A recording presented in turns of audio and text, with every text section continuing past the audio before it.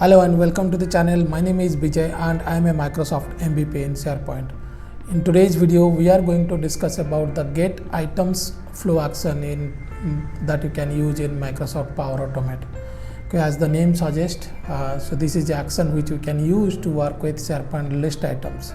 So basically, if you want to retrieve all the items from a SharePoint list, we can use get items, and also of course we can use various other parameters, like we can set order by, we can also include folders, or we can display data from a specific folder in a SharePoint list. We can do that as well.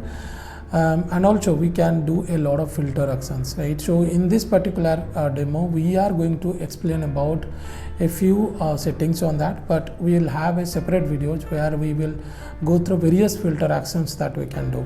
Okay, so in the first video we will just get to know about what is this get items, how we can use all the parameters. Like let me just tell you a couple of things on that, like get items and get files.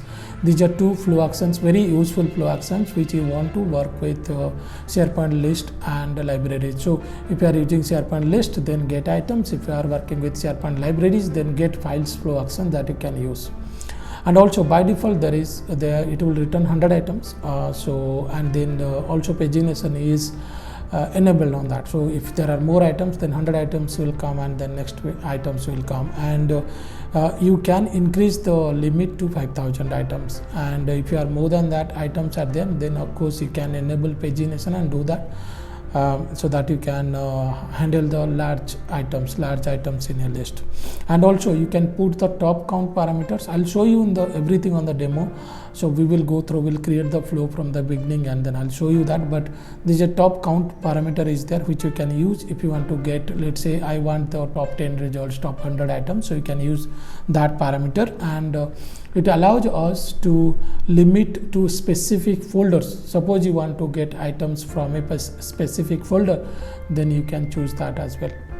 And also based on the views, if you want to limit the columns, so it allows us that you can create a view, so you can select what are the columns you require on that, and then based on that only you can select it. So you can select a particular view so that only those items will appear in that.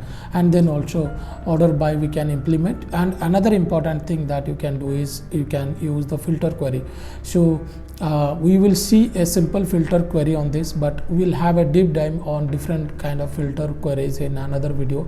So if you are new to the channel, subscribe to the channel so that you'll get notification on the videos that I'll make. Also if you want to learn SharePoint, then check out our course. If you will enroll now, so you will get on the same price, because now I am working on updating the entire course, and then the course price also will increase. So you can have a look at it. I'll put the link in the video description so you can look at it, right? So now we'll go to the system and I will create the flow step by step, and I'll show you how we can use this get items flow action with an example. Right, so this is the SharePoint list. You can see here, this is my SharePoint site, and on this you can see there are few items on this, few columns on that, and also there are few folders on this. So if I'll navigate this folder, you can see there are certain items on this as well, right? And then on this folder also there are certain items, and inside this also there is an item, right? So what we'll do is we will try to create a flow which will trigger, and that will give me the items where the course type is Power Automate, and in this case, so that it will give the items from these folders as well, right? So now let's go to make.powerautomate.com, and on this we will create a flow. And for this particular example, I will create one instant cloud flow, so that we will click that flow and we'll run it, so that it will go to the list and fetch the items. So I'll click on this, I'll give a name for it. So I'll say get items example, and manually trigger the flow and click on create. So once you click on create, you can see here manually trigger a flow action added, and on this I'll click on this, and then we will use the get items. So you can see here get items, and it is a SharePoint flow action for the list. You can see And once you add it, you can see it is showing us to provide the site name. I'll put enjoy SharePoint, and I have the list name, which is the list as course enrollment. You can see this one I have selected. Next, I'll click on show all, and then you can see there are certain parameters are there. First one is the filter query. So in the filter query, we can add a lot of filter conditions. We'll see separate examples as well, where we will use various other conditions, right? But for this particular one, I want to get items where course type is Power Automate. And so for this column, if you are working with SharePoint list, so when you will create a column with space, so the internal name, it will remove the space. So and we need to provide the columns as column name as the internal name. So I'll put here course type equal, and since it's a string value, so I'll put double quotes, single quotes on this, and I'll say Power Automate. So our intention is to get all the items where course type is equal to Power Automate. There are certain other parameters also you can use.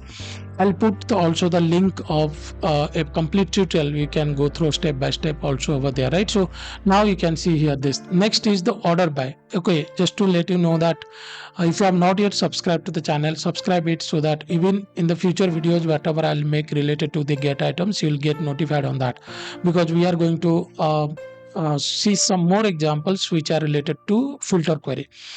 Now the order by, so for order by ascending, descending, in this case I will say title, and I'll put descending in this case, right? So the total count, by default it will be 100, as I said. So if you look at this, by default there are 100 items, and it is also paginated out there, right? So, and if you want to increase, you can increase till the threshold limit, which is 5000 for SharePoint Online, so you can do that. And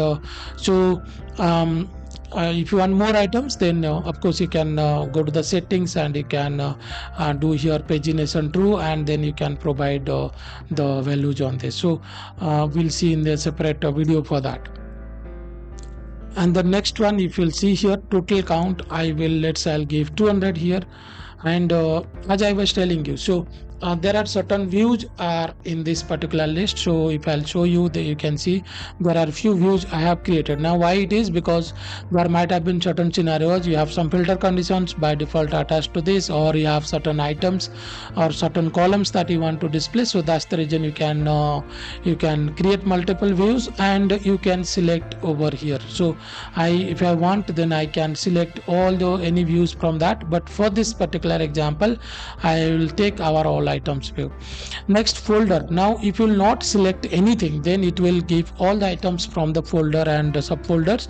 So you can see here, if I'll make it yes, also it will give you us the nested folders as well. But if you want only from particular folders, let's say for this particular example I have course folder 1, course folder 2 items are there, so I can click over here, and then you can go to list, and you can select your particular list, and then you can select a particular folder. So if you choose that folder, then it will only pick the items from that folder and the nested folder. So if you will not choose, then it will not it will just get items from all other things.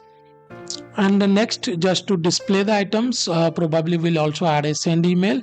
I will use a create HTML table, so that we can see the items in a tabular format. So you can click here, create HTML, and which one you want. So in this case I want from the get items. I'll select this, click on add, and now I will show here columns. So I will add custom columns in this case. So I'll put title, I'll take the full name here. So full name, and full name will be if you'll see from the dynamic content, we will take the title here, right? So you can take the title here, and then you can take the other things. So for example, I will take here course type, and course type I can select the column here. I will say course type value here, and then I will take another one, which is the start date. So I'll say start date, and I'll put take it from here. So suppose start date here, and in fact I can put end date, and I will choose from here end date, right? So you can do this way. So even if you want to take this one, you can take it from here as well, right? So you can use anything.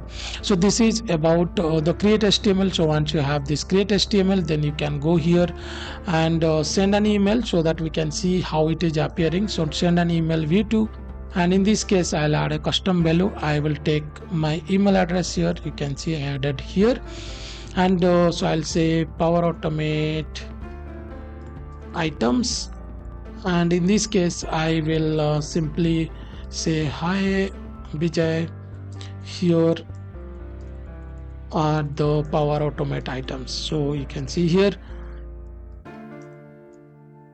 and I will take the values from the dynamic content. So basically whatever the output from the HTML table, I'll take that. I'll click on add, and thanks team. So I'll put like this. So you can see here this way. So just to summarize, we have created a manual trigger flow, get items, we do some filters on this, then we added a create HTML table so that we can see the data on the tabular format, and then we are sending an email to this. So I'll save this flow. So once you save this flow, then we will trigger this flow manually, and then we should receive the email as well with the item. So I'll go back to the my flows. So if you'll go to the my flows, you will be able to see the flow whatever you have created. This one you can click on this play button, run button, or you can even click over here. So I'll click on this, and then you can see here. Okay, if you are getting this error, the best way is you can just go here, you can just refresh this page, maybe because sometimes before this page has been added and some JS issues. Click over here. Now you will not get any issue on that. So you can see here, under this one, sign in with SharePoint and Outlook, click on continue and run the flow. So now once the flow runs, so it will show you a successful message that flow runs successfully. You can see now you can click on this and you will be able to see in the history as well. So if it is successfully run or not, you can see here it is successfully run. How we can see the items whatever it returned? You can go here and then you can see here Power Automate items, and you can see whatever the columns you have added. So you can use this. Now we will have a separate video for how we can use create HTML table flow action as well, so that we can put some styling as well in the upcoming videos. So this is how we can use the get items flow action in Power Automate. If you have not yet subscribed to the channel, then subscribe to the channel so that you will get in the upcoming videos whatever we'll make. I'm going to make a few videos on how we can use some of the filter conditions on Power Automate get items. So thank you and have a nice day.